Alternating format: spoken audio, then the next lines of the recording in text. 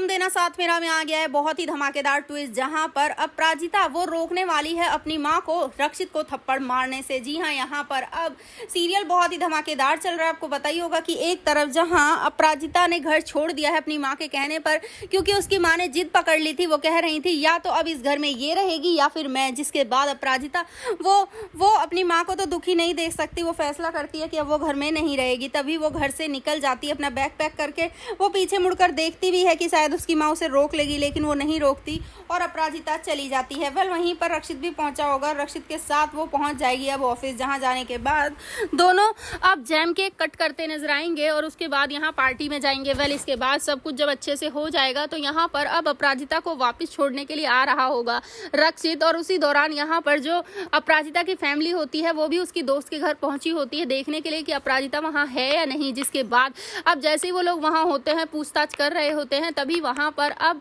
अपराजिता की भी एंट्री हो जाती है। तभी उसकी माँ कहती है कि इतनी रात को कहाँ गई थी तू, और वो भी अकेले।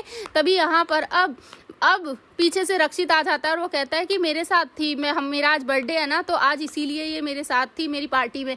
जिसके बाद अब यहाँ पर अपराजिता की माँ को बहुत ही ज़्यादा गुस्सा आ जाता है और वो कहती हैं कि तुम्हें शर्म नहीं आती अप्पू, और ना ही तुम्हें शर्म आती है एक शादीशुदा लड़की के साथ घूमते हुए। जिसके बाद यहाँ पर अब बहुत ही ज़्यादा नाराज़ हो जाती है अपराजिता और कहती है कि माँ की कैसी सोच हो गई है। जिसके बाद उसकी माँ कहती है कि अब मुझे पता चल गया कि तू ललित जी से डाइवोर्स क्यों ले रही है, पक्का तेरा कुछ ड्रामा चल रहा है ना इस रक्षित के साथ। जिसके बाद अपराजिता कहती है कि माँ ये सब सोचने की ना कोशिश भी मत करना, ऐसा कुछ नहीं है, अब आप हद पार कर रही हैं।